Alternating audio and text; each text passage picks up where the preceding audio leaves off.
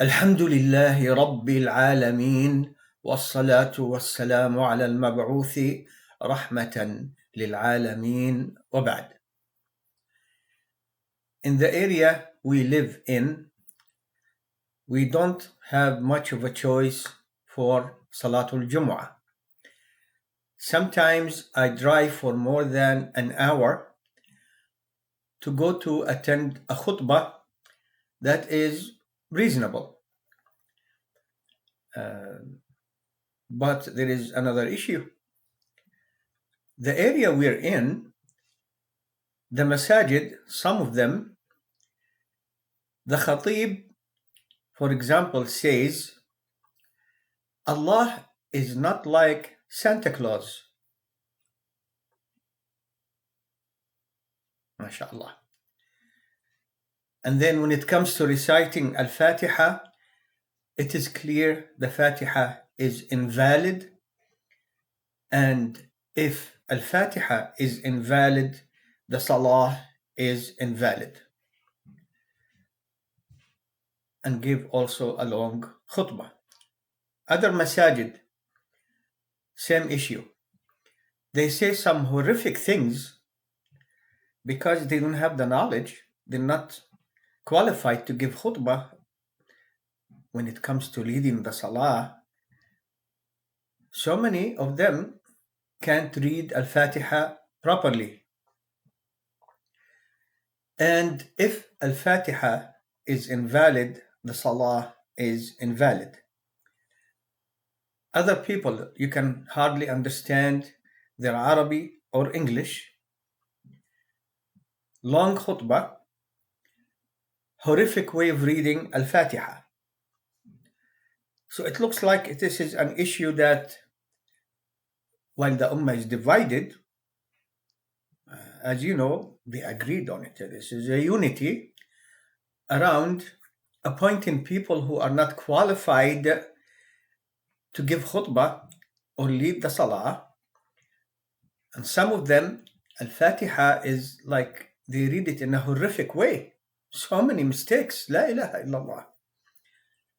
So, confronted with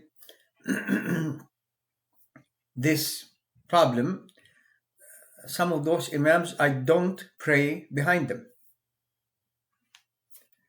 Sometimes I drive for an hour or more to go to a masjid for Jum'ah that gives reasonable khutbah, reasonable, and Al-Fatiha is also reasonable.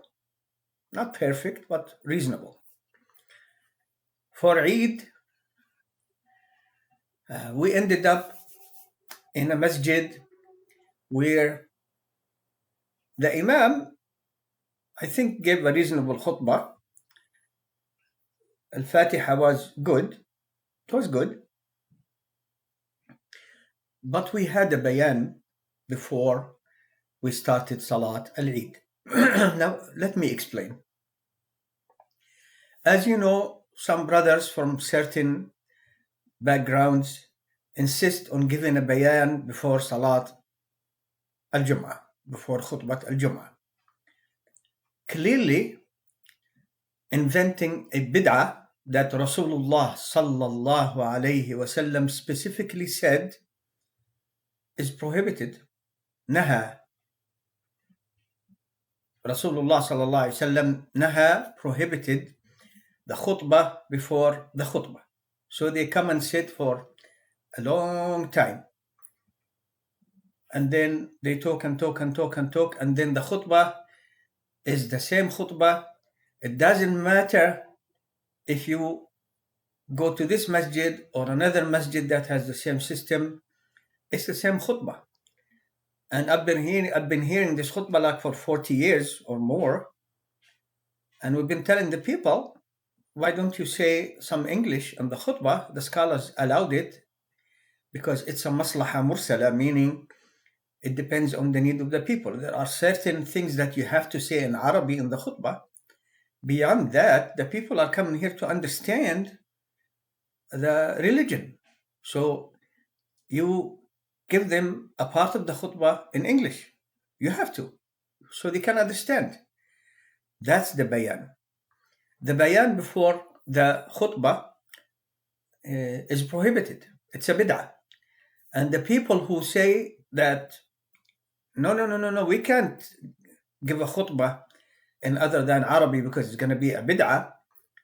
It isn't. It's a maslaha mursala. And they escape from what they think falsely that is a bid'ah, that it is a bid'ah, to what is surely is a bid'ah. However, the masjid in our area where they do this system, the bayan before the bayan before khutbah al-Jum'ah, the imam reads al-Fatiha properly, and a reasonable brother, but that's their culture and tradition. For Eid, that same masjid also wanted to give a bayan before Salat al-Eid. What can I say? La ilaha illallah. So we thought we'll go to another masjid. We heard that the imam who's going to give khutbah al-Eid is reasonable. His Fatiha is good. So we go there and we're sitting in the masjid waiting for Salat al-Eid to start. Then they give a bayan. What's the bayan before Salat al-Eid? We have senator or congresswoman or local congresswoman, so and so, they're coming here to greet the community. So they come and allow those kuffar to stand inside the masjid, a man and a woman, kuffar, to greet the community. Assalamu alaikum. And I had a brother next to me, a Sudanese brother. He was all worked up. I said, brother, just what can we do? So, Muslim community, we, congratulate you, whatever, Ramadan, oh yeah. The bayan finishes, they go. The man gives his bayan, the woman gives her bayan. Then they start Salat al-Eid. So this is a new kind of bayan, and it's not only in our area. Many other areas, masajid, controlled by commoners who think that running a masjid is a joke. What? I have the money, I have good position, I started this masjid, I come here to pray 20 years, so they lead the masjid. No knowledge in the religion, or very little knowledge in the religion, or not adequate knowledge in the religion. And the masajid are between these things. Rarely do you find somebody who is like the masjid I attended khutbah during Ramadan several times. MashaAllah, African American brother, young man, MashaAllah, gives decent khutbah. He studied in Medina, speaks Arabic very well, speaks English, short khutbah, and we benefit. I wished to go to that masjid, but I couldn't, so we stayed here in the local area. We ended up with the kuffar giving a bayan. So I heard about other masajid, usually controlled by commoners, who shouldn't be running masajid.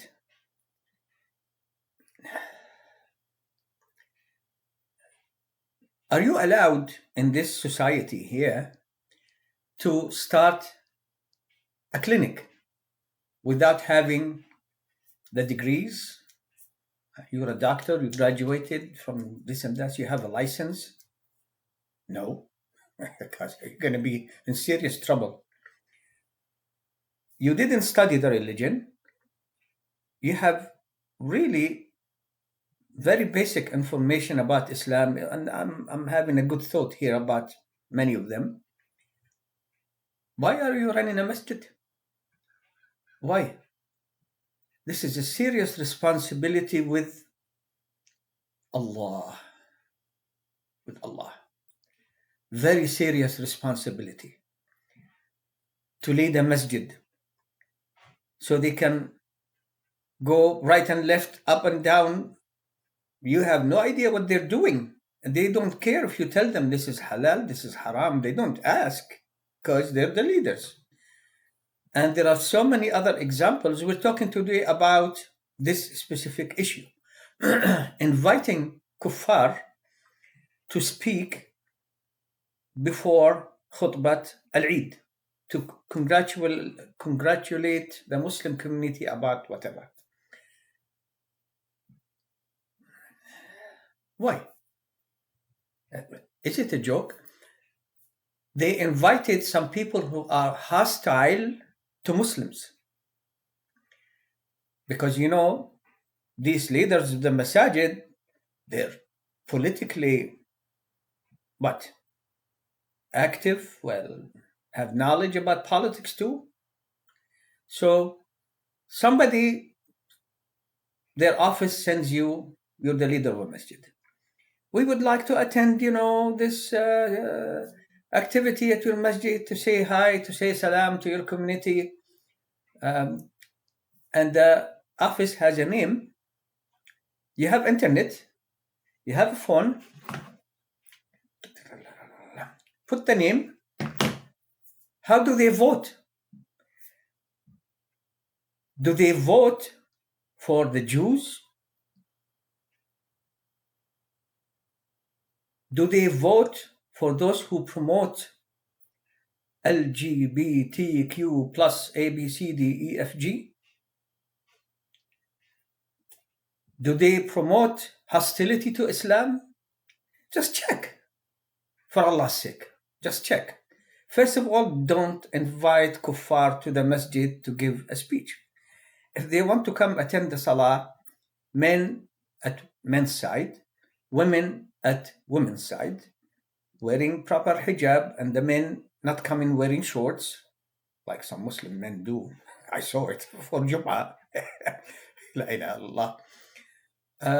They can attend and see what's going on, try to listen, to hear. Not to give the bayan before khutbat al-Eid, salat al-Eid. What's wrong with you? So in some other areas, invited the governor hostile to Muslims, people became angry. Still, they invited somebody else. And the leader of that masjid is saying, if you don't like it, go pray somewhere else, because this masjid is mine. It's in my pocket here. If I look in my pocket here, I see the masjid. Why are the people so little there? And the people who are attending the masajid, so many of them, this is what they do. They go to the masjid, come back from the masjid. Go to the masjid, come back from the masjid. They don't involve themselves in anything, right, wrong. They go to the masjid, come back to the masjid. This is their life. And they did their duty, because they're allowing those leaders who shouldn't be responsible for masajid to run the masajid sometimes to the ground financially. So many problems. So today was about the bayan given by kuffar at the masjid before khutbat al-Eid. They don't check the history of these people. Where do they vote? Because the Jews, and other communities here, for example, Irish Americans, they want to invite somebody to their activities. They don't go and invite somebody who's hostile to the Irish cause in Northern Ireland, for example. They bring somebody who's sympathetic, so that that person knows that, I have a community here. Maybe I can count on their political support.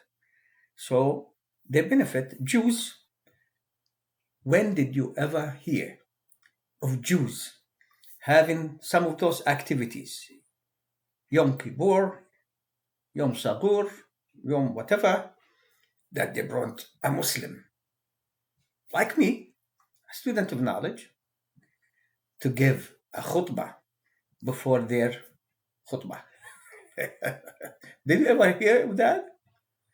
Or they bring somebody who's not sympathetic to the Jews, meaning they have to be 100% pro-Zionist. You know, the President Biden here, Sleepy Joe, he's been sleepy.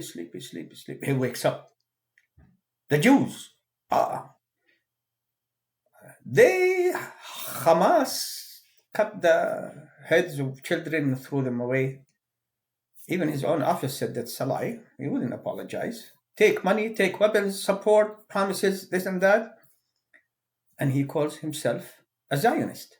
Why would you come? We have a Palestinian community somewhere.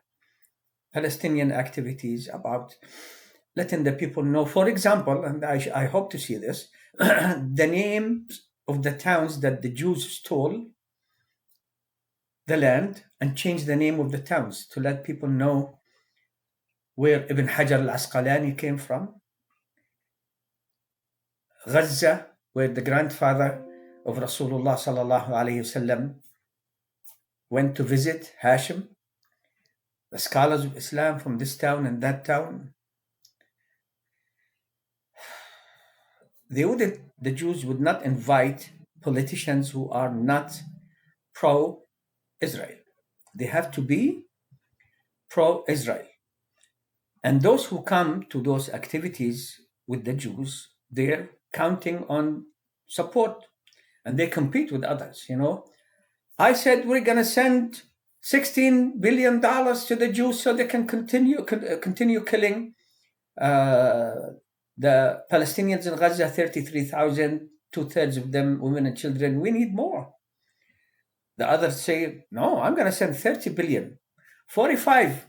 Anyone more? Yeah, you're the one. You can count on our vote. These people, they bring somebody who's hostile to Islam, to the Palestinian cause, to the cause of the Muslims in China, or in India, or Kashmir, or in Burma. Why? Why do you bring your enemies and give them respect? What's wrong with you? Yeah, people, yeah, Muslims, yeah, leaders of masajid, yeah, communities of masajid. What's wrong with you? For the sake of Allah, what's wrong with you? Those masajid who have reasonable leaders and good Muslims who are trying to help the Muslims, they respect the imam who has knowledge, the only one who has knowledge in the masjid. They give them a voice, they respect them, they try to teach and do good things. They never do these things. There's so many of them in America. So many masajid in America, they have drowned, not up to here, up to there. Bringing kuffar, having activities where they bring Kafir children to associate with Muslim children. Enter faith.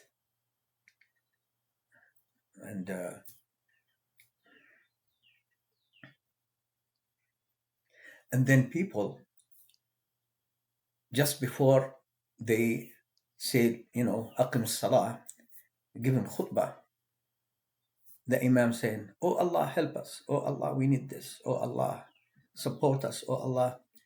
And we see things are getting worse in general for Muslims. What happened to the dua? That's for another topic. I ask Allah subhanahu wa ta'ala to give us knowledge in the religion and respect of our religion. Walhamdulillahi Rabbil Alameen.